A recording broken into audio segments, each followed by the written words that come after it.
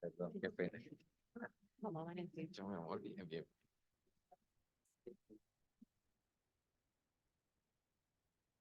Bueno, muy buenos días para todos. ¿Me escuchan bien ahí? Buenos días para todos. Eh, Muchas gracias por aceptar la invitación. Para mí es un gusto poder estar aquí con ustedes y vamos a hablar un poco del impacto clínico y económico que tienen los programas de administración de antimicrobianos parenterales de forma ambulatoria y cómo podemos enlazarlos bajo una estrategia para el programa de optimización de antimicrobianos.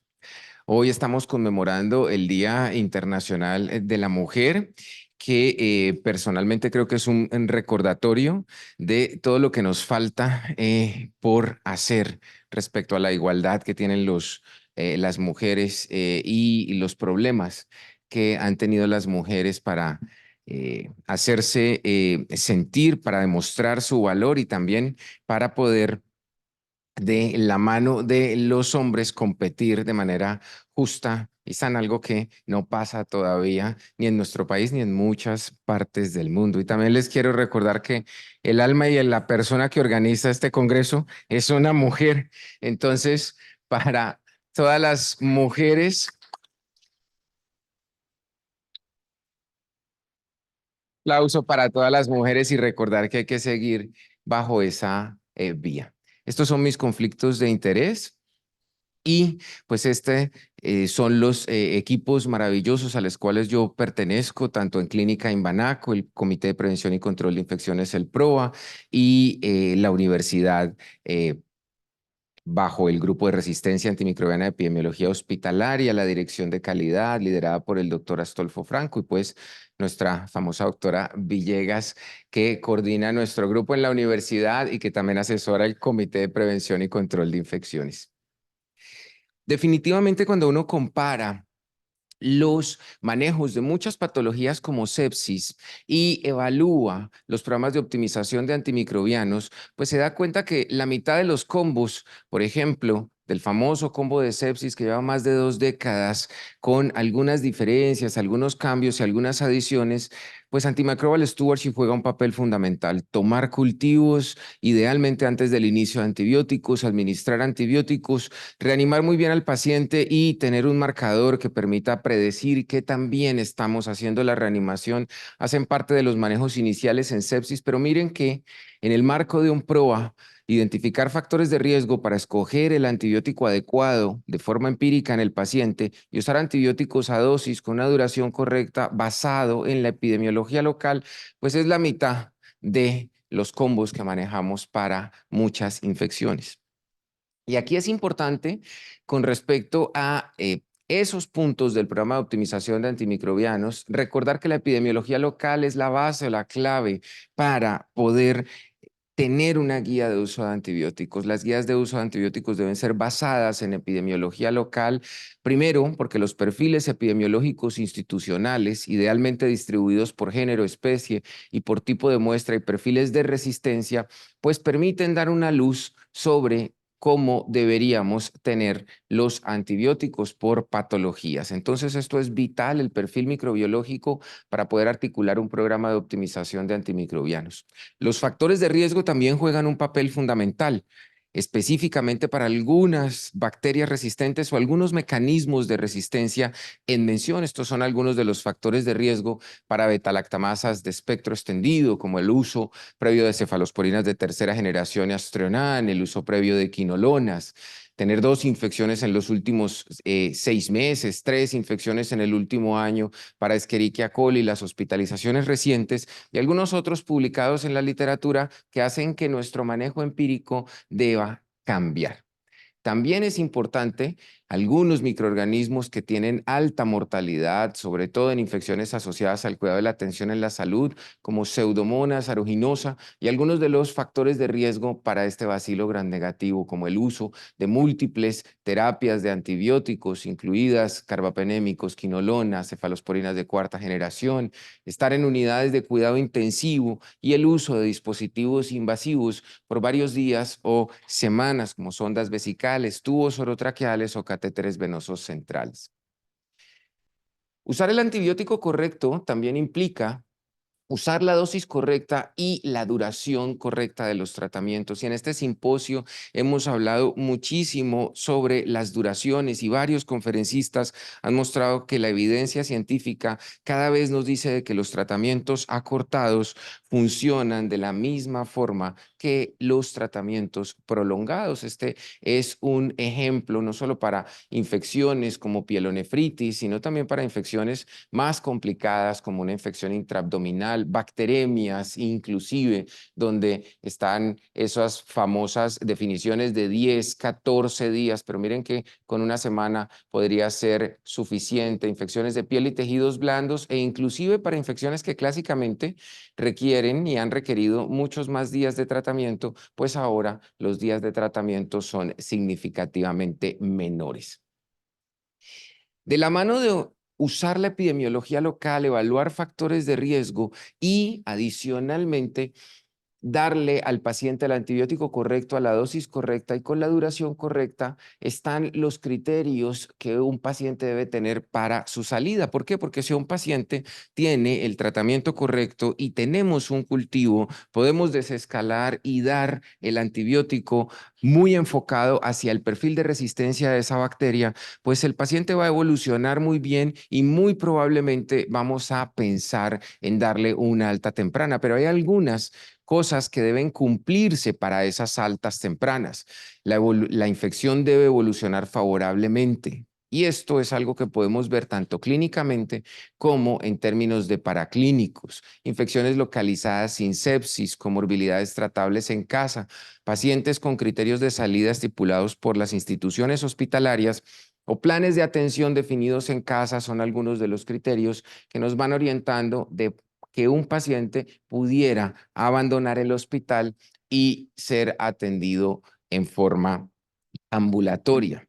Y aquí viene la primera pregunta y es, ¿qué pasa cuando esos pacientes que deberían irse para la casa, que deberían salir del hospital, no lo hacen? ¿Qué ocurre cuando un paciente tiene criterios de salida, pero cuando ese paciente no lo hace por su manejo endovenoso? Es decir, ¿qué pasa cuando el paciente solamente se queda en una clínica porque necesita tratamiento endovenoso? Y aquí hay varias cosas importantes que debemos considerar. Lo primero es el exceso de costos por la hospitalización innecesaria. ¿Por qué? Porque allí lo único que estaríamos haciendo es hotelería y administración de antimicrobianos, pero absolutamente nada más. No hay que definir algo distinto en el paciente, no está esperando una ayuda diagnóstica, no está esperando algo distinto que seguir recibiendo un antibiótico. ¿Hay un incremento de costos? Claro que sí, también por punción y administración, y esto independiente de si está hospitalizado o no. Y aquí hay un énfasis importante, y ahora lo vamos a discutir más a profundidad, de qué pasa cuando a un paciente igual le doy terapia domiciliaria de administración de antibióticos endovenosos en casa, pero tengo un antibiótico cuya frecuencia de administración es de 2, 3 o 4 veces al día. Y eso lo vamos a discutir más adelante.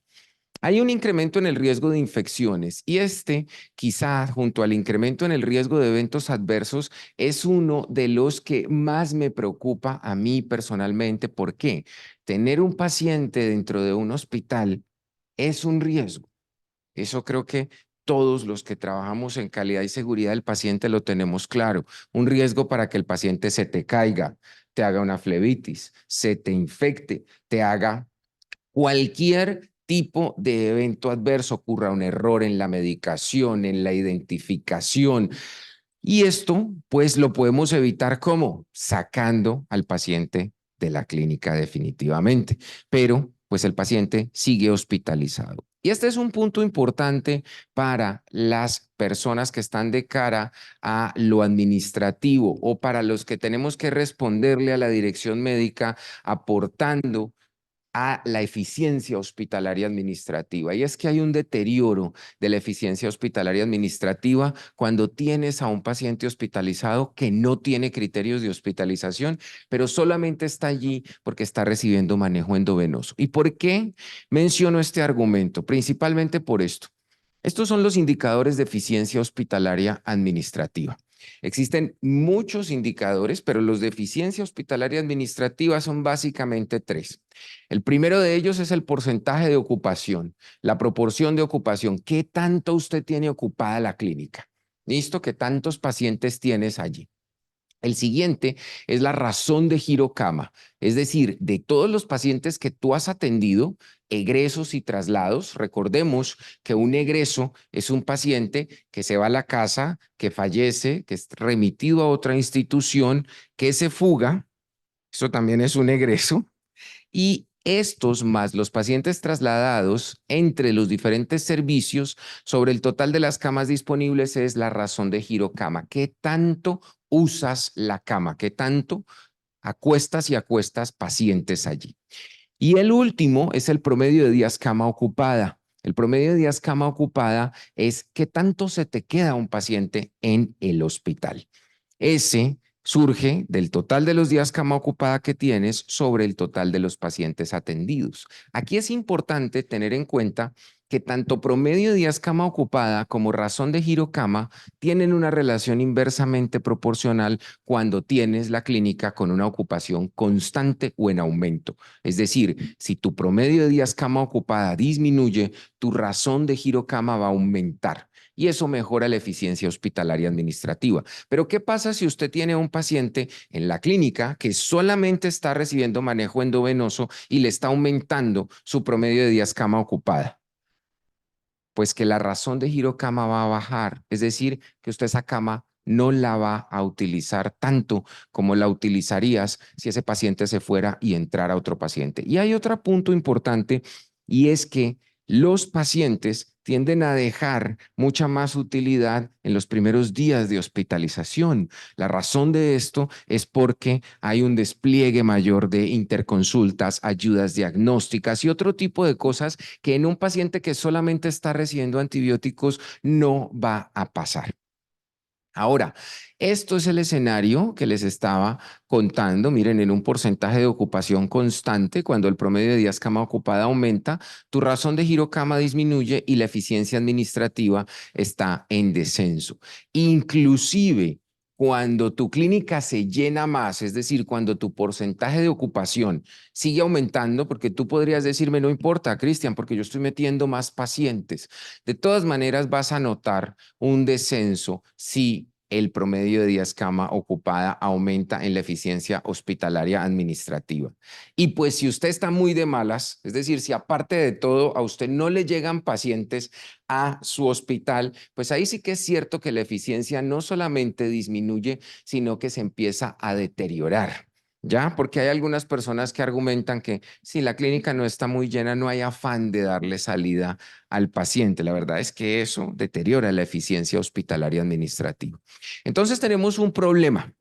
Tenemos un problema, es que los pacientes se están quedando allí más tiempo y que solamente se están quedando porque reciben manejo endovenoso. Aquí les quiero presentar al doctor Jean-Philippe Colorado. Él es médico residente de medicina de emergencias y con el doctor Jean-Philippe estamos trabajando en un tema que es su tesis de grado y es evaluar qué tanto de esto ocurre en la institución hospitalaria. Aquí vamos a mostrarles unos datos preliminares de Clínica Imbanaco, una institución hospitalaria de cuarto nivel de atención. Este es un estudio prospectivo en hospitalización adultos, lo vamos a ampliar a hospitalización niños por la magnitud del problema, mostrando pacientes sin criterios de hospitalización, es decir, solo los que se están quedando por manejo endovenoso. Yo no tengo home care, es decir, que estoy sujeto a una serie de situaciones para poder sacar a un paciente. Y tengo pacientes que tienen manejo endovenoso y no se han ido del hospital y ya tienen una terapia antibiótica definida. Aquí ustedes van a ver el seguimiento que hicimos a 3 semanas. Miren los resultados preliminares. La tasa de incidencia de casos es de 20 casos por 1000 días paciente. Es mucho, bastante. bastante. Y el paciente no se le está haciendo nada más, solamente está recibiendo antibiótico. Pacientes con terapia combinada fueron un 15% y los tiempos de duración de tratamiento oscilan entre 7 y 20 días. Al momento de ese corte, teníamos pacientes con algunas patologías que requieren tratamientos por más tiempo, como osteomielitis y demás. Entonces, es una tasa bastante alarmante porque son camas que tú tienes allí quietas, que puedes usar.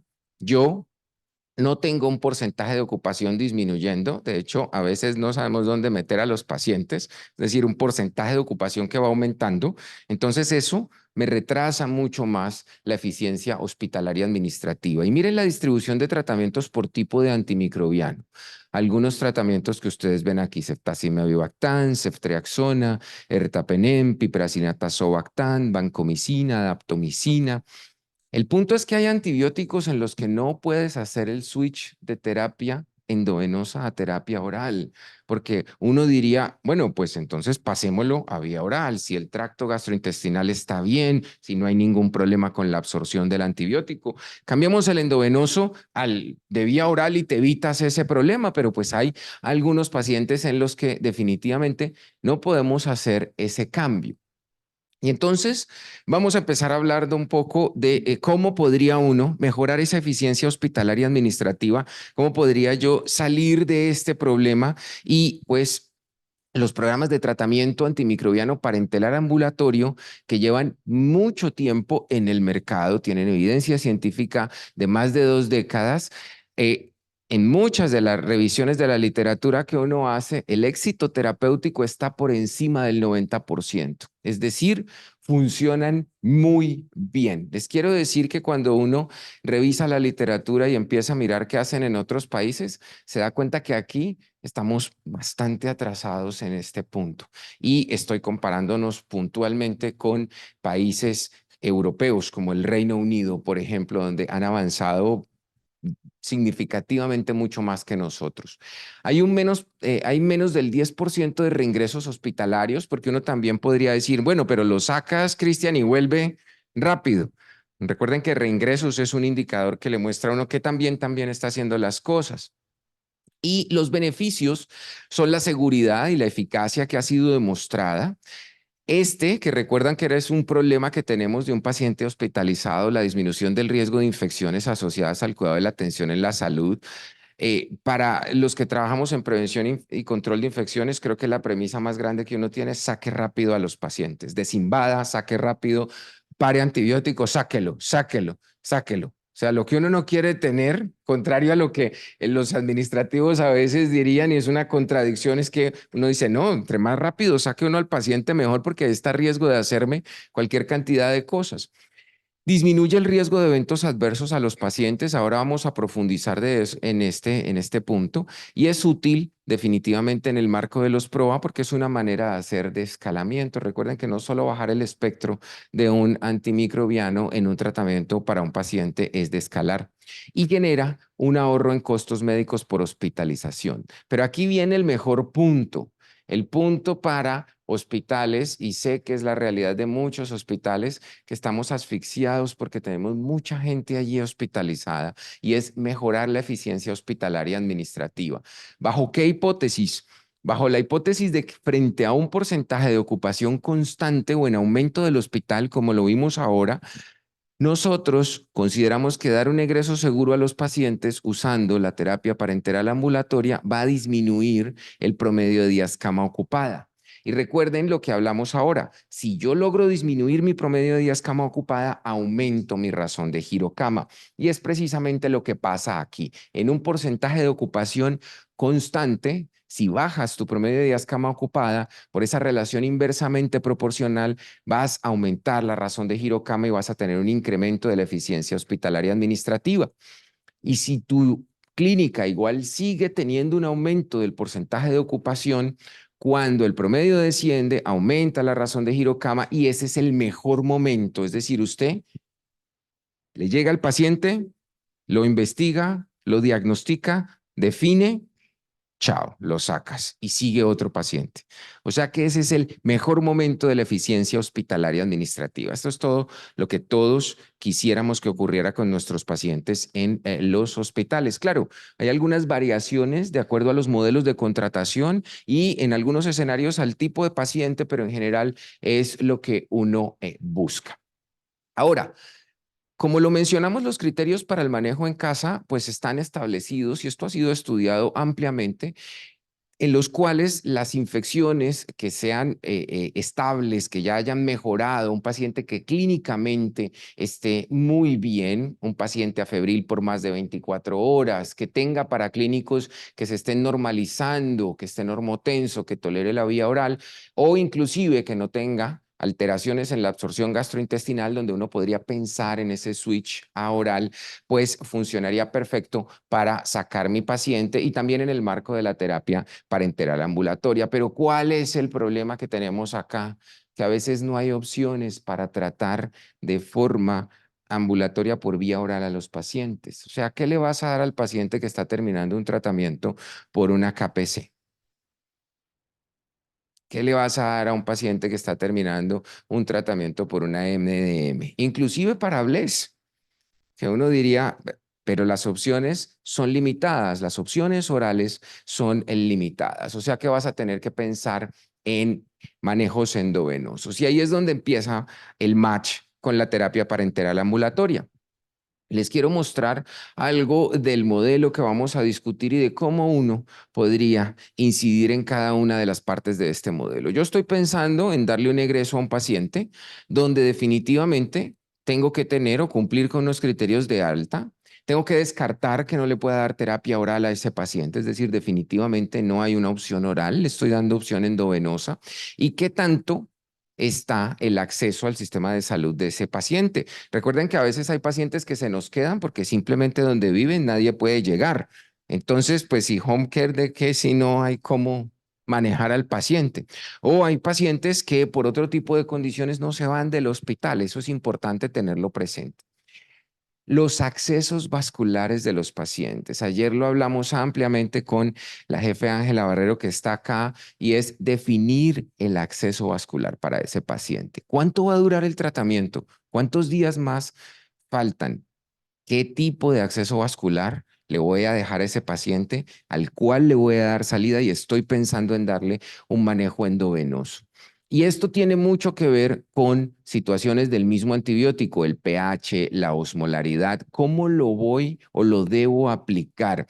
Durante todo el simposio hemos escuchado las maravillosas presentaciones de Ryan Shields, donde cada vez nos muestra cómo las infusiones prolongadas, no solo en la UCI, y mostró datos bastante contundentes, sino fuera de la UCI, disminuyen significativamente la mortalidad. Entonces, si tú estás pensando en un antibiótico, en un betalactámico que vas a dar en infusiones prolongadas y vas a mandar al paciente a home care, donde las visitas son 3 o 4 veces al día y la visita no llega a la hora que es, o alguien tiene que correr para administrar otros 10 antibióticos más y le pone un bolo al paciente del betalactámico y no el antibiótico endovenoso, les estoy hablando de la realidad de los home care. Los que hemos tenido algún contacto con eso sabemos que así pasa.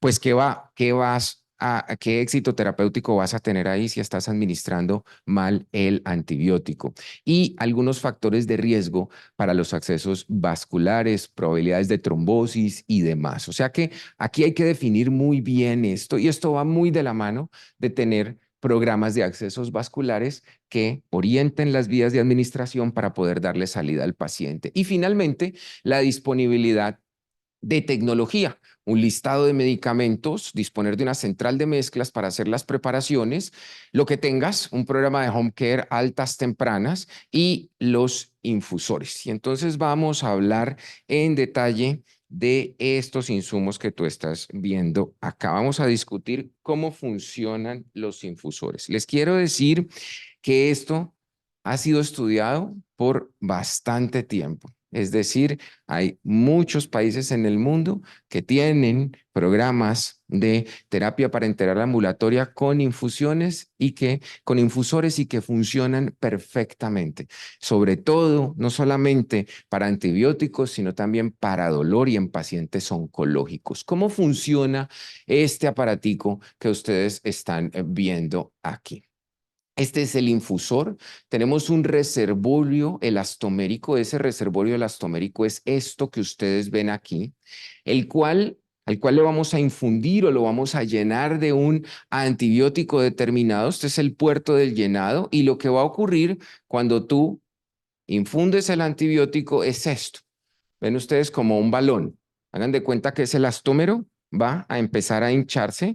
Hay volúmenes y elastómeros de diferentes tamaños, pero estamos hablando alrededor de 250, 270 centímetros cúbicos y lo que uno empieza a ver es que una vez que el elastómero termine de llenarse, una vez que se llene a su capacidad, va a empezar a ejercer una presión que va a administrar a través de una velocidad específica el antibiótico. ¿Listo? Esto no se difunde por gravedad. Es una velocidad específica y es el elastómero y diferentes elastómeros a distintas velocidades los que podrían hacerlo. Vamos a seguir hablando de cómo funciona. Entonces, ya vieron el elastómero, cuál es el mecanismo de llenado. Existe un filtro y adicionar al filtro por el que debe pasar el antibiótico que yo estoy infundiendo, hay un restrictor de flujo. Y esos restrictores de flujo son los que permiten graduar la velocidad a la cual está pasando el medicamento, en este caso el antibiótico.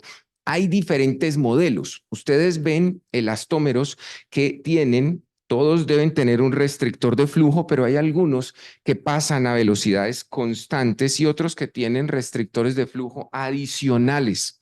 Para dolor, por ejemplo, en terapias de rescate, cuando uno debe administrarse más antibióticos, se le enseña al paciente cómo cambiar la velocidad. Pero para antibióticos existen unos con velocidades determinadas, es decir, dependiendo del antibiótico que estás pasando, podrías graduar la velocidad y el paciente no tendría que preocuparse por estar haciendo la graduación, sino que simplemente va a funcionar a una velocidad determinada. Existe un tubo de resistencia a torceduras, que es este que ustedes ven acá, y este evita pues dañar el mecanismo, que se dañe el mecanismo del elastómero. ¿Por qué?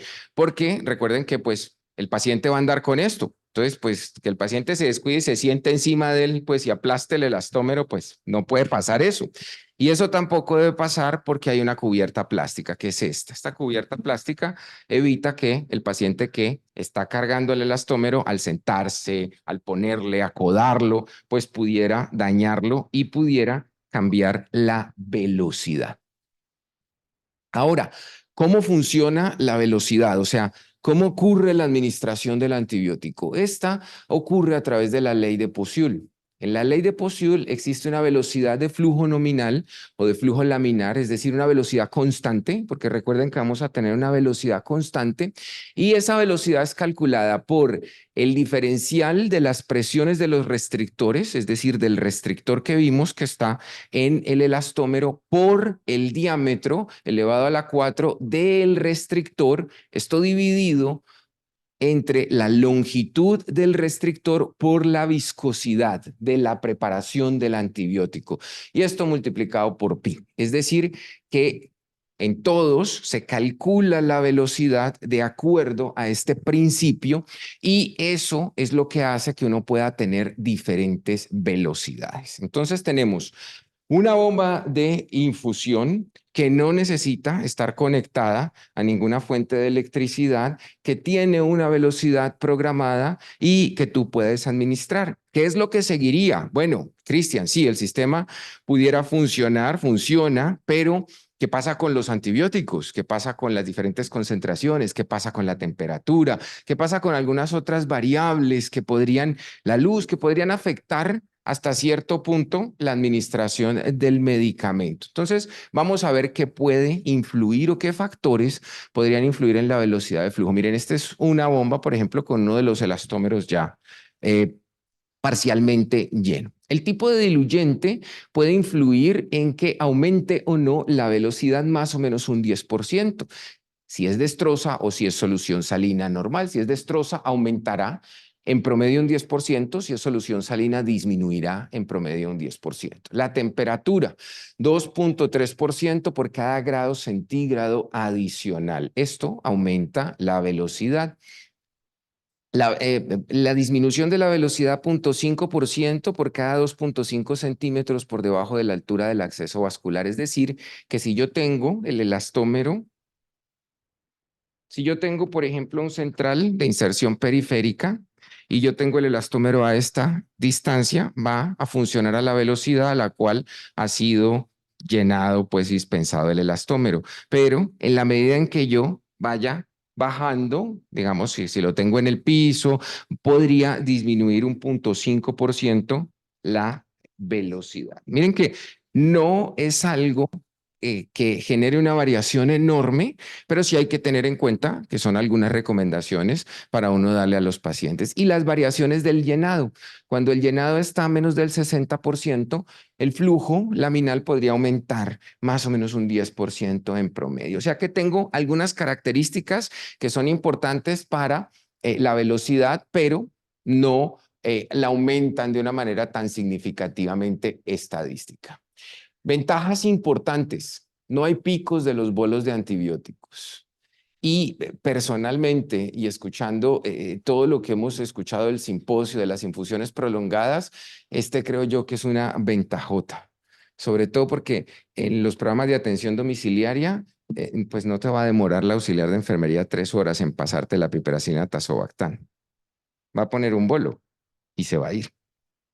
Entonces, son cosas importantes que tienen que ver con el manejo del antibiótico. Puedes conectarlo a cualquier línea vascular, catéteres centrales de inserción periférica, catéteres de línea media, catéteres venosos centrales de inserción central. No hay conexiones externas ni fuentes de energía externa, es decir, no necesitas conectar el infusor a ninguna batería. Los infusores pueden ser de 24, 48, 72 horas con una estabilidad que ha sido probada. Ya les muestro el listado de las estabilidades y la calidad de vida de los pacientes. Es decir, que tú podrías montarte en un avión e irte de un sitio para otro con esto. Y estoy colocando el escenario más, o sea, imagínense, exacto, sí, pues porque uno convaleciente, pues bueno, pero puede pasar, pero piensen en un paciente que se puede desplazar en su casa, que puede ir a cine, que puede salir a otra parte, que puede hacer otras cosas. Estamos hablando de un paciente que está ambulatorio, que no necesita estar en un hospital y puede hacer perfectamente todo esto bajo la tranquilidad de que está recibiendo el antibiótico que necesita.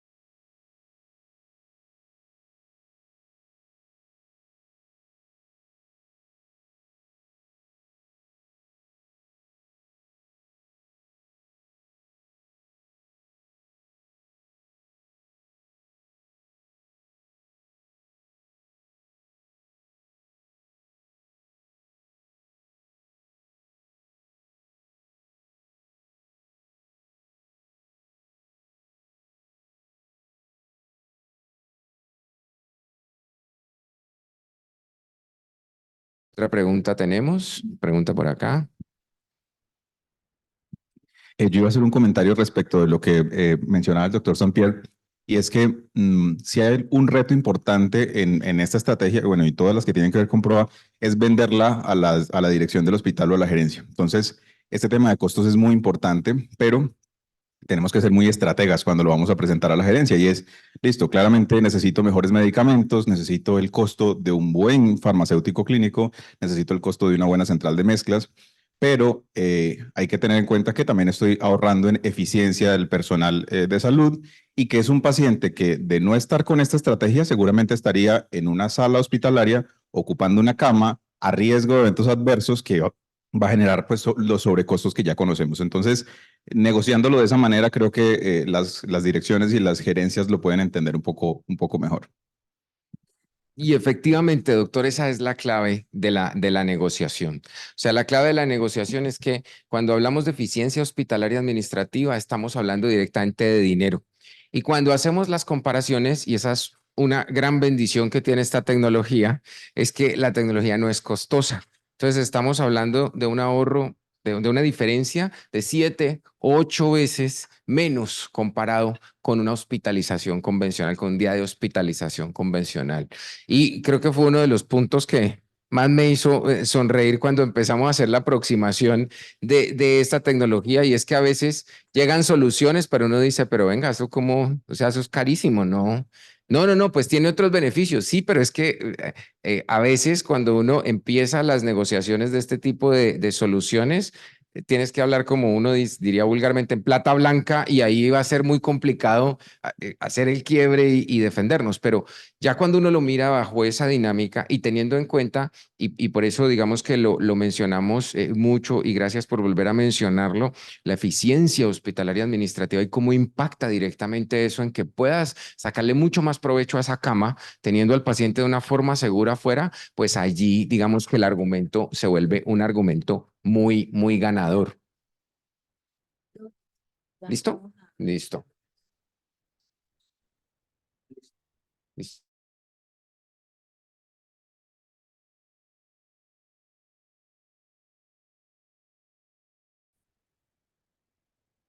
Ahora, sigamos hablando un poco de los riesgos. Y de los riesgos, pues definitivamente, tanto en home care como en un OPAT con infusores, tenemos una barrera de acceso, la imposibilidad de la visita por parte del personal de salud o la imposibilidad de que el paciente logre desplazarse, ¿ya? Porque recuerden que dependiendo de el sistema que uno tenga o dependiendo de las herramientas que uno tiene, uno empieza a articularlo. Todos sabemos que las instituciones hospitalarias por norma deben tener una central de mezclas. Entonces, pues yo digo, ok, ¿qué tengo? ¿Tengo un programa de atención domiciliaria o los pacientes pueden venir acá o yo puedo desplazarme a los pacientes? ¿Cómo articulo el modelo? Las reacciones adversas a medicamentos, que sin lugar a dudas pueden ocurrir en ambos escenarios, pero este escenario puede tener más problemas relacionados con la administración del medicamento como tal. ¿Por qué? Por la variabilidad, por el número de visitas, por el número de profesionales o de técnicos que puedan acceder a la administración de ese medicamento. Y este, que también me parece a mí genial y es todo lo que nos pasa cuando tenemos pacientes en atención domiciliaria que creo que para todos en general no han sido tan buenas experiencias a la hora de administración de antimicrobianos. Cosas como que a un paciente se le administren los antimicrobianos a horarios que no son, el incumplimiento en los horarios porque se retrasaron en el anterior paciente y entonces eso hace que pues yo tenga que llegar, llego de carrera, coloco los antibióticos en bolo, los administro de una manera inapropiada, la falta de experticia de los trabajadores de salud. Recuerden que quienes administran medicamentos en los programas de atención domiciliaria no son profesionales de enfermería, son técnicos auxiliares de enfermería. Y eso es importante tenerlo en cuenta.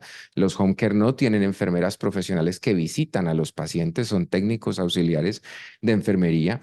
Los problemas en la preparación y en la reconstitución del antibiótico, porque el que está administrando ahí en la visita es el que va a hacer la reconstitución y la preparación del antibiótico, y las alteraciones en la velocidad, que son puntos que con el infusor, pues sin lugar a duda, se están controlados. Ahora, ¿cómo podría uno, en el marco de esto, articular el esquema? Yo tengo un paciente con un diagnóstico de una infección. No me pasa. Con un diagnóstico, gracias, con un diagnóstico de una infección en el cual idealmente se solicita un cultivo para poder dar un tratamiento dirigido. Si el cultivo es positivo, y aquí le puse un máximo 48 horas, dependiendo de la tecnología, puede ser inclusive muchísimo menos. No me está pasando. Tranquila, no, tranqui. En el que yo pues hago descalamiento, defino la duración del tratamiento, y si el paciente tiene mejoría clínica, pues es el momento de pensar en darle un egreso. Si el paciente necesita completar su tratamiento, podría con OPAT completar su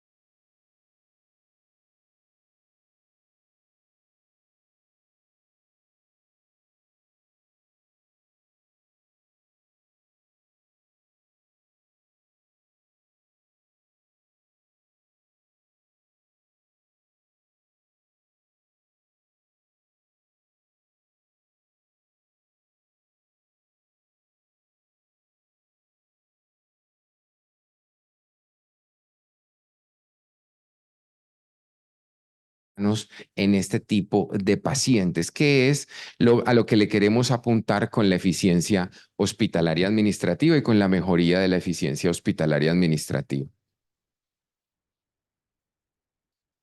Sí, adelante.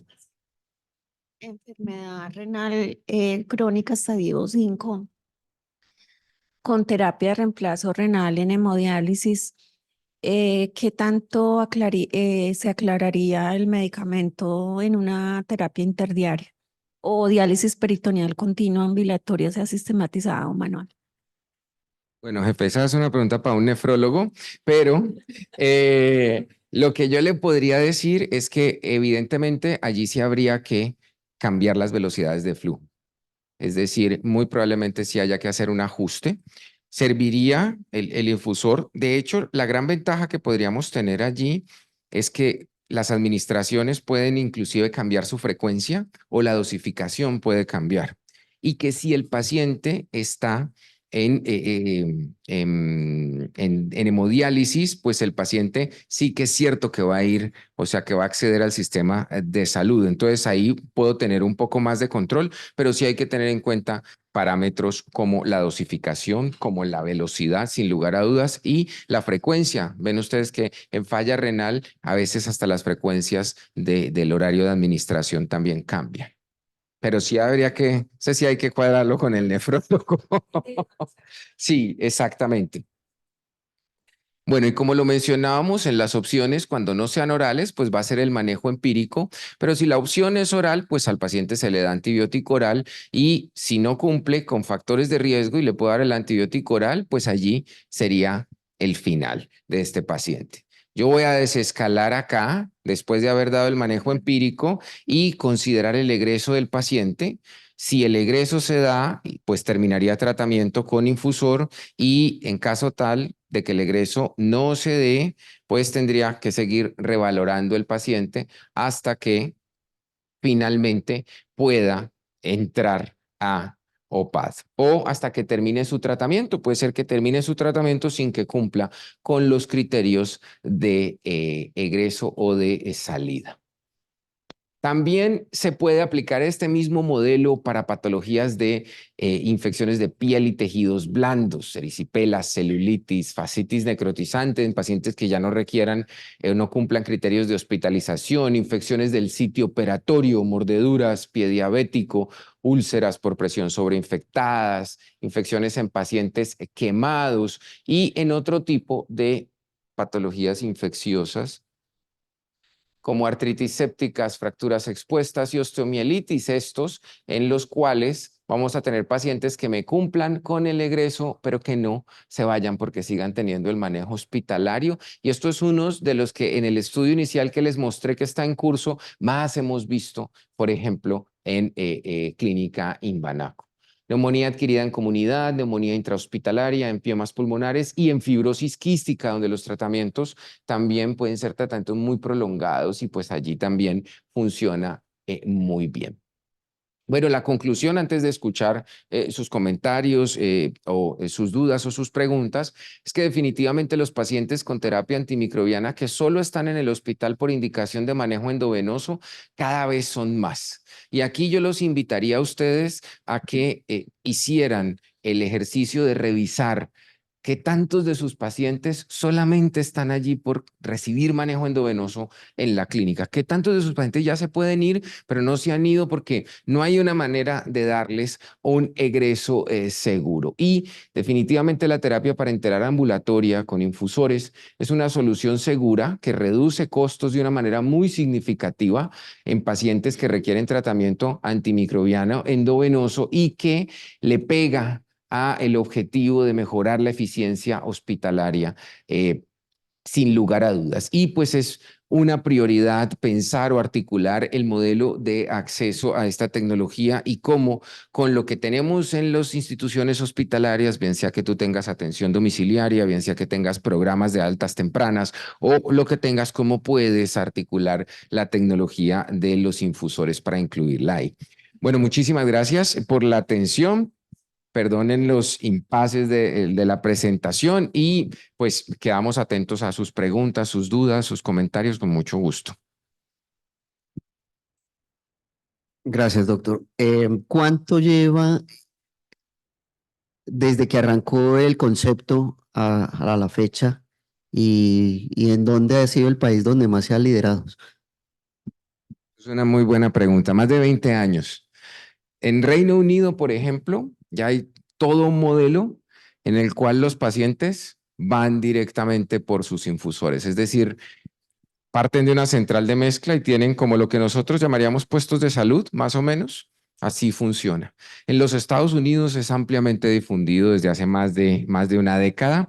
De hecho, ayer lo mencionamos en una de las sesiones con la doctora Para Lichtenberger, donde mostraba, ella decía cómo administrar, porque creo que todos quedamos bastante impactados de los manejos de infusiones prolongadas en hospitalización y que uno dice, O sea, uno en UCI, digamos que le trabaja, lo tiene muy claro, pero mira en hospitalización que la mortalidad también, y ella lo mencionaba como una de las alternativas que utilizan. Yo la verdad, no sé por qué no nos había llegado antes, porque cuando uno empieza a evaluar los estudios que hay en la literatura, la evidencia es bastante, digamos que es de bastante tiempo, es decir, esto es algo nuevo para nosotros, pero para el resto del mundo definitivamente no es algo nuevo. Una por acá y otra por acá. Hola, buenos días. Yo quisiera saber si han presentado algún tipo de evento adverso relacionado. Hay reportes en la literatura de eventos adversos con la tecnología. Por ejemplo, situaciones como que se estalle el elastómero. No son frecuentes, gracias a Dios, los eventos adversos reportados en la literatura no son frecuentes, pero algunos tienen que ver con esto o con mal funcionamiento de los reductores de la velocidad, que digamos serían los más comunes, pero de los reportes en la literatura es menos del 1%, es muy poco lo que puede ocurrir. Algunos de los reportados están asociados a inconsistencias en las centrales de mezclas para la preparación de los elastómeros, o sea que ahí digamos que hay que hacer o un entrenamiento o estandarizar o automatizar, porque existen algunas máquinas que de una vez hacen los prellenados también, como para evitar que ese tipo de situaciones pudieran ocurrir. Teníamos por acá otra. Un comentario y una pregunta. El comentario al principio de tu presentación mencionabas que, bueno, y lo he experimentado también, que uno de los indicadores, uno de los KPIs que más cuida la gerencia es las tasas de reingreso a urgencias antes de las 72 horas. De hecho, es uno de los KPIs que vigila la resolución 0256 a través del MOCA.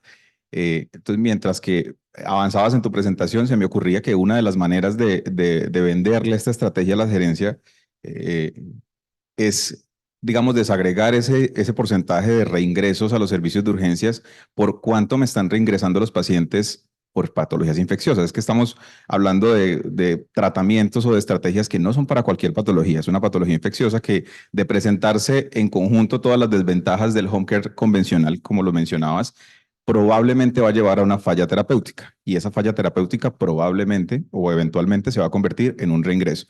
Entonces, si yo me pongo juiciosamente a revisar mi histórico o a revisar mis KPIs en mi institución y desagrego ese porcentaje de reingresos al servicio de urgencias o hospitalización e identifico cuántos son por patologías infecciosas, pues ahí tengo la carta para presentarle a la gerencia. Ese es el as bajo la manga. Y pues se me ocurre, es el atacazo artístico. Y la pregunta que creo que saca más para la jefe, tú decías ahorita que cada que se termina la infusión de 24 o 36 horas, se desecha la bomba. En ese momento también hay que cambiar el acceso vascular, depende del tipo del acceso vascular o digamos qué recomendaciones hay respecto de esto. Bueno, yo creo que un comentario es supremamente acertado. Esa es otra manera muy buena de mostrar cómo podría uno pegarle al porcentaje de reingresos en aquellos pacientes que hagan fallas terapéuticas por mala administración de los medicamentos, algo que frecuentemente pasa. A mí me ha pasado personalmente con pacientes, sobre todo con betalactámicos, piperacina tazobactam, donde nadie cumple los horarios. Entonces te llega el paciente porque resulta que le colocaron una dosis al día o resulta que no cumplieron con el horario. Y con respecto a tu pregunta, igual le voy a dar la palabra a Angelita, pero no, la idea es que tú cambias el elastómero, pero el acceso vascular no lo cambias. Es decir, si tú tienes un catéter central de inserción periférica, por ejemplo, un PIC, el PIC te va a aguantar todo lo que tú quieras, salvo, como lo mencionábamos ayer, pacientes con infecciones por bacterias resistentes o que tengas algún problema donde el dolor está empezando a generar no solamente disconfort, sino algún problema fisiológico para el paciente como tal o una trombosis o algo distinto. Mientras tanto, no habría necesidad de hacer cambios de los accesos vasculares centrales de inserción periférica cada vez que lo hicieras. No, un PIC puede durar mucho tiempo, Angelita, en tu experiencia. ¿Cuánto duran los centros de inserción periférica que tenemos? Ellos, para los que no conocen a la jefe Ángela Barrero, la jefe Ángela Barrero es nuestra coordinadora del programa de accesos vasculares y el programa de catéter venoso seguro de Clínica Imbanaco, y pues ella es una experta en accesos vasculares centrales de inserción periférica. ¿Qué opina, Angelita? Bueno, gracias por la pregunta y básicamente desde la experiencia que tenemos en el manejo de los pacientes oncológicos con este tipo de bombas, inclusive se colocan catéteres PIC justamente para garantizar esas terapias. Básicamente el paciente llega a la clínica a los 3 días de la infusión, se desconecta el paciente y se hace una irrigación y sigue el paciente hasta su próxima dosis de infusión de quimioterapia. No es necesario hacer cambios de los dispositivos. Si yo tengo un catéter de línea media que está indicado en la pauta antibiótica, ya se ha definido 10 días, 12 días de tratamiento, ese catéter debe durar el tiempo estipulado para la terapia antibiótica, sin necesidad de hacer cambio recurrente. Se cambiaría si ocurre una extracción accidental, el paciente lo jaló, bueno, tuvo que haber una situación específica para uno decir tenemos que colocarle otro dispositivo, pero de resto no.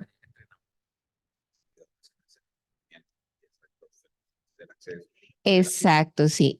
Siempre que se coloca un dispositivo, se debe dar una pauta de cuidado en casa del paciente. Entonces, para el momento del baño no se puede mojar, hay que cubrirse el brazo o el dispositivo donde lo tenga para evitar mojarse.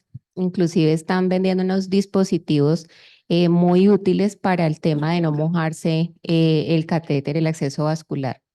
Y pues tener la precaución con no mojar al momento del baño el tema del cangurito que usa el paciente. Esa sería como la precaución. Gracias. Y esta pregunta ya va un poquito más hacia la casa comercial. ¿Cuál es el proceso por el cual se va a descartar el el elastómero o el contenedor y el residuo? Porque pues, es decir, sabemos que hay un problema grande en la comunidad ya con el material farmacológico sobrante y ya nos estamos inundando. Afortunadamente hay casas que se están ocupando de la colecta de todo ello, pero en este caso con un dispositivo que es un poco más fuera de lo común, ¿qué se está haciendo? ¿Cómo se está descartando? ¿Y qué se hace con el residuo? Dianita. Bueno, en relación al proceso de descarte de este dispositivo, las recomendaciones son dependiendo del fármaco que se está administrando. En el caso del quimioterapéutico, pues el proceso de descarte es diferente y debe ir alineado con los procesos institucionales. Por lo general, o debe ser así, cuando se infunde quimioterapia, el paciente regresa siempre a la institución y el descarte se hace dentro de los protocolos institucionales para estos medicamentos. Cuando hablamos ya de antibióticos, si el cambio del dispositivo se hace, ejemplo, en el hogar del paciente, el proceso de descarte simplemente se debe alinear a que se haga como cualquier otro insumo que está en contacto con el paciente. Es decir, en este caso, como está en contacto con un acceso venoso, se haría un descarte en una bolsa roja. Y si ya extrapolamos pues esta pregunta a la conservación del medio ambiente, Baxter como casa farmacéutica está totalmente alineada a la política de hospitales verdes, ¿sí? Y tiene estrategias conjuntas con las instituciones en las que se hace proceso de descarte de residuos de PVC y demás, que pues aprovecho para compartirles. La compañía está haciendo reproceso de estos residuos y están siendo utilizados para construcción de parques, casas, bueno, infinidad de productos. Entonces, la compañía está alineada con todas las políticas de conservación del medio ambiente. Muchas gracias, Lilianita. Por aquí virtualmente nos hacen una pregunta y es cómo lidiar con las posibles flebitis y qué manejo se le da en términos de educación a los pacientes. Ahí es fundamental, como lo veíamos en la estrategia de modelo, definir el acceso vascular.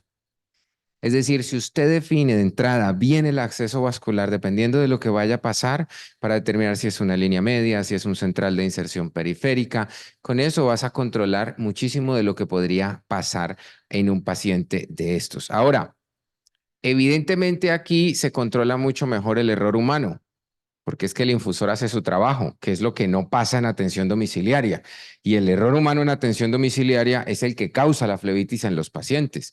Si yo un medicamento que no lo puedo pasar a una determinada velocidad lo paso en bolo, pues voy a terminar haciéndole daño al paciente. Entonces creo que por ese lado vamos a tener un mejor control en ese sentido.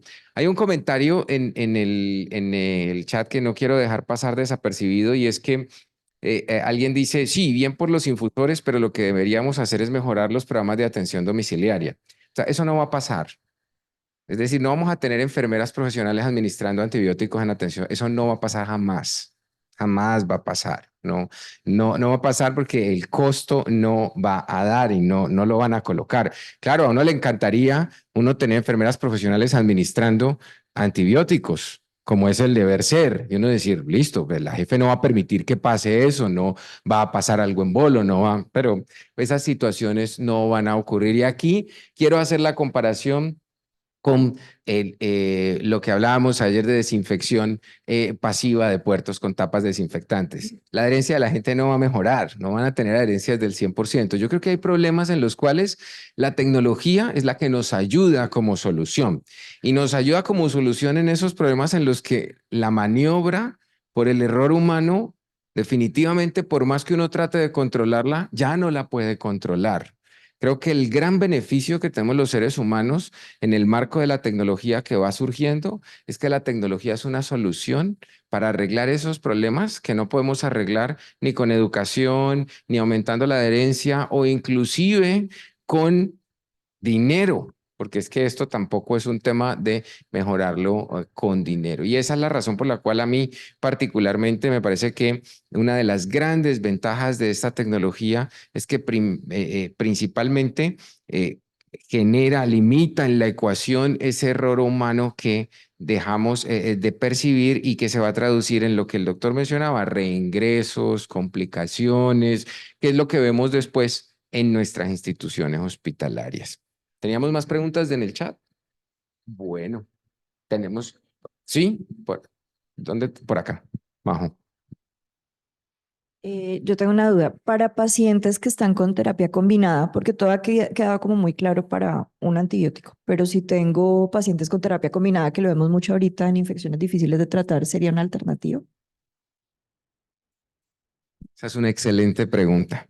Si en la reconstitución no puedes hacer la mezcla de los antibióticos, no. Ahí tendríamos esa limitación. Tendríamos, digamos que en esas terapias combinadas, salvo en las cuales uno pueda tener la estabilidad, haciendo reconstituciones lo podría uno hacer. De lo contrario, no. Pero es un buen punto porque para algunas terapias combinadas, digamos, más usadas o clásicas, uno debería empezar a indagar sobre la estabilidad y sobre la reconstitución, que creo que ese es un mensaje bueno que se pueden llevar ustedes, sobre todo porque, y lo discutíamos en un punto, y es que hay algunas terapias que van a ser mucho más usadas que otras. Por ejemplo, estamos llenos de KPC y no le puedo dar salida a un paciente con algo que no sea un antibiótico como ceftazimia o Bactán. Entonces, ¿cómo es la estabilidad para yo saber que lo puedo utilizar? Y la pregunta de María José es importante con respecto a las terapias combinadas, porque hay pacientes en los cuales la terapia combinada, pues sin lugar a dudas, va a ser ese tratamiento que le voy a dar. Si no puedo tener otra alternativa, tendría que tener la solución. Creo que hay un plan para evaluar sobre todo la estabilidad. Sí. Buenos días, yo soy médico administrativo. Entonces, otro tipcito también de pronto para la parte de que sea llamativo ante los administrativos es disminuir la cantidad de rutas en home care, que eso para la IPS de verdad impacta bastante. sobre todo las dosis que son nocturnas o cuando es cada 6 horas. Entonces, ese es otro tip pequeñito para dar. ¿Su nombre, doctora? Doctora Marta, muchísimas gracias. Claro, y tiene toda la razón, porque sin lugar a dudas la disminución de las rutas también es una ventaja gigantesca para aquellos que tengan atención domiciliaria, porque podrían hacerlo, podrían acortar muchísimo más los programas, la ruta como tal. Muchísimas gracias. Muchísimo. Bueno, ¿tenemos alguna otra pregunta? Bueno, no, entonces a ustedes y a las personas que se conectaron virtualmente, muchísimas gracias por la atención. Muchas gracias.